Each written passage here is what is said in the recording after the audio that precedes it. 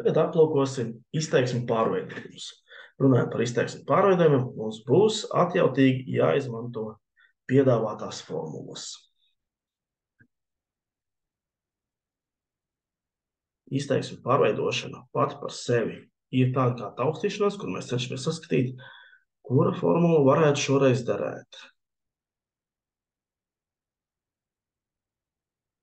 Un tas paredz arī to, ka jūs kaut ko izmēģināt, jūs saprotat, ka neizskatās vienkāršāk nekā bija sākumā, nezināt arī, ko tālāk izdarīt, tāpēc jāatgriežas sākuma punktā un jāmēģina kaut kas cits. Piemēram, tā kā redzams gan sinus 2x, gan kosinus 2x, var gribēties izmantot otro un trešo formulu.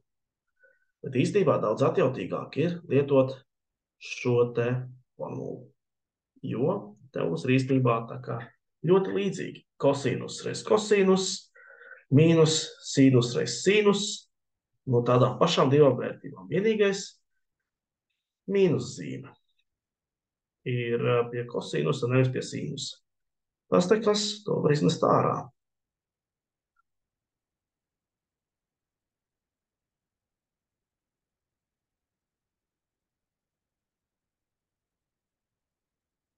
Un tādēļ, kur ir pilnīgi precīzi labā puse kādai formulai.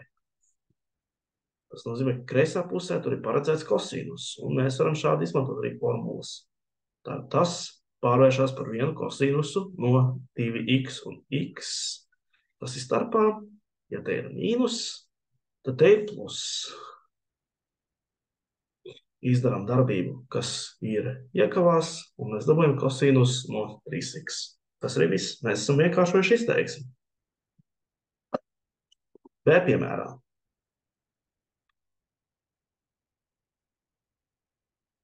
Mums ir summa kosinus no alfa plus pi ceturdaļas plus kosinus no alfa mīnus pi ceturdaļas. Un ko mēs varam izmantot? Izmantosim atkal divkāršā argumenta formulas, precīzāk to, kur ir kosinus, un sekojam līdzi. Tātad kosinus alfa reiz kosinus pi ceturdaļa plus tātad mīnus sinus alfa reiz sinus pi ceturdaļa plus atkal tagad šoreiz kosinus alfa reiz kosinus pi ceturdaļa. Un tā kā te ir mīnus, tad jāizvēlas plus. Sinus alfa reiz sinus pi ceturdaļa. Tik daudz elementu, bet tik un tā atrodam brīdi, kad varam virspusēji paskatīties, ka šis un šis ir vienādi, bet ar pretējām zīmēm. Tāpēc tie tiek noīsināti. Savukārt šis un šis ir vienādi. Bet ar tādām pašām zīmēm tādēļ mēs varam to ērti pierakstīt kā divreiz kosinus alfa reiz kosinus pi ceturdaļa. Tad divas reizes kosinus alfa un kosinus no pi ceturdaļas. Skatāmies, kur ir pi ceturdaļa. Kvadrāts saka no 2 dalīts ar 2. Pavīdīšu skaitli uz priekšu. Tā kā reizinātājs var mainīt vietām, to mēs varam izdarīt. Tad daudz labāk redzam, divnieki ir saīsināmi. Un mēs nonākam pie vienkāršās atbildes, ka rezultāts ir kvadrāts saka no 2 reiz kosinus alfa. Skaitli saīsināt varēja jau šai solī, bet vēlams skaitli tik un tā pabīdīt uz priekšu, jo tā ir pieņems redzēt rezultātu. Vienmēr no sākuma ir pats skaitlis, un tad ir jebkāda veida tālākā izteiksme. C piemērs. C piemērs atkal prasīs zinām atjautību.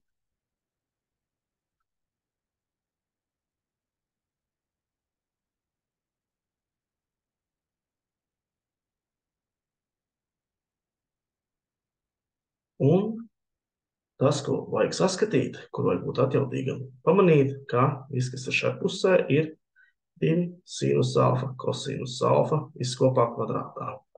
Apakšu, gan jau, ka jūs ļoti ātri atpazīstat, tā ir labā puse. Šai formulai tas nozīmē, ka es to varu aizstāt ar to, kas ir kreisajā pusē ar kosinus 2 alfa. Un tagad tas, kas ir iekavās, jūs arī redzat. Tā būs 1 mīnus sinus 2 alfa kvadrātā. Protams, ka kvadrātu daudz ērtāk ir pierakstīt šādi ar kvadrātu, ar divnieciņu aiz sinusa apzīmējumu. Un ko tālāk? Padomājam, ar ko ir vienāds 1. Jūs varbūt varat jau pat izteikt sinusu vienkārši, bet daudz vienkāršāk. Bet, protams, ka derēs arī šāds paņēmiens, kā es daru. Aizstāt vieninieku. Un es to aizstāšu, tā kā man te visur ir 2 alfas, paņemšu arī 2 alfas. Šī formula nozīmē, ka tas strādās jebkuram argumentam, arī 2 alfām. Tātad es viennieku aizstāju ar sinus kvadrātā plus kosinus kvadrātā. Un kas notiek? Sinusi saīsinās. Plus mīnus. Tāpēc kosinus kvadrātā 2 alfa, līdz ar kosinus kvadrātā 2 alfa, un skaitītājs ir saucēji vienādi.